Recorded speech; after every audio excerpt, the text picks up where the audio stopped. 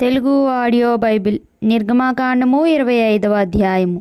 యెహోవా మోషేకు ఇలాగు సెలవిచ్చెను, నాకు ప్రతిష్ఠార్పణ తీసుకొని రండని ఇశ్రాయేలీయులతో చెప్పుము. మనఃపూర్వకంగా అర్పించు ప్రతి మనిషిని యొద్ద దాన్ని తీసుకొనవలెను.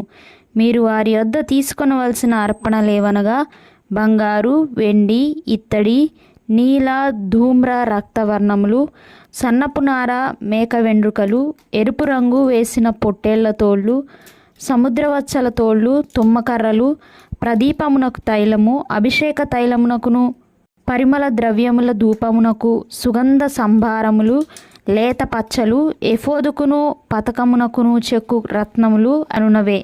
నేను వారిలో నివసించున్నట్లు వారు నాకు పరిశుద్ధ స్థలమును నిర్మింపవలెను. నేను నీకు కనపరచు విధముగా మందిరము యొక్క రూపమును దాని ఉపకరణములన్నిటి రూపమును నిర్మింపవలెను. వారు తుమ్మకర్రతోనొక మందసమును చేయవలెను. దాని పొడుగు 2 మూరలున్నర, దాని వెడల్పు 3 మూరెడున్నర, దాని ఎత్తు 3 మూరెడున్నర. దాని మీద మేలిమి బంగారు రేకు పొదిగింపవలెను. లోపలను వెలుపలను దానికి పొదిగింపవలెను. దాని మీద బంగారు జవను చుట్టూ కట్టవలెను. దానికి 4 బంగారు ఉంగరములను పోతపోసి ఒక ప్రక్కన 2 ఉంగరములు, ఎదుటి ప్రక్కను 2 ఉంగరములు ఉండునట్లు దాని 4 కాళ్లకు వాటిని వేయవలెను. తుమ్మకర్రతో మోతకర్రలను చేసి వాటికి బంగారు రేకులను పొదిగించి వాటితో ఆ మందసమును మోయుటకు ఆ ప్రక్కల మీది ఉంగరములలో ఆ మోతకర్రలను దూర్చవలెను. ఆ మోతకర్రలు ఆ మందసపు ఉంగరములలోనే ఉండవలెను. వాటిని దాని యొద్ద నుండి తీయకూడదు. ఆ మందసంలో నేను నీకిచ్చు శాసనములను ఉంచవలెను. మరియు నీవు మేలిమి బంగారుతో కరుణాపీఠమును చేయవలెను.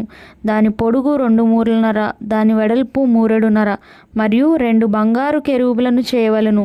కరుణాపీఠము యొక్క 2 కొనలను నక్షీ పనిగా చేయవలెను. ఈ కొనను ఒక కెరూబును, ఆ కొనను ఒక కెరూబును చేయవలెను.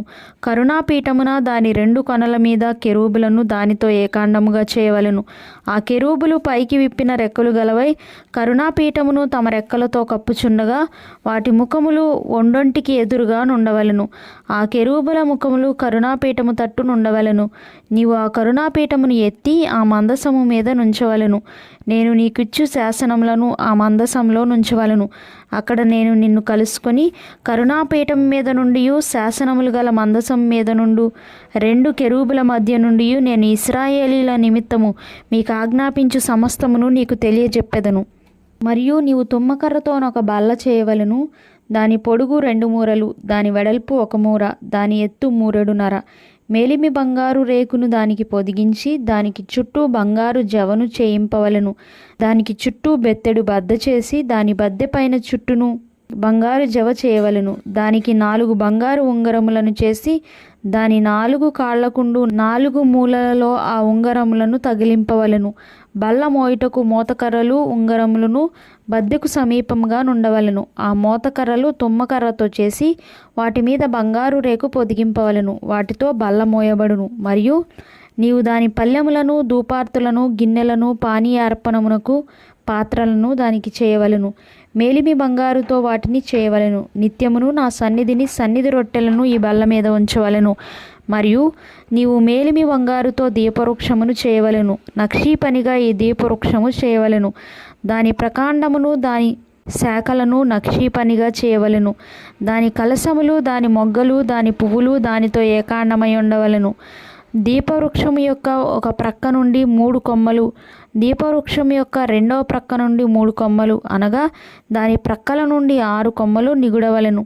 ఒక కొమ్మలో మొగ్గ, పువ్వు గల బాదము రూపమైన 3 కలశములు, 2వ కొమ్మలో మొగ్గ, పువ్వు గల బాదము రూపమైన 3 కలశములు అట్లు దీపవృక్షము నుండి బయలుదేరు కొమ్మలలో నుండవలెను.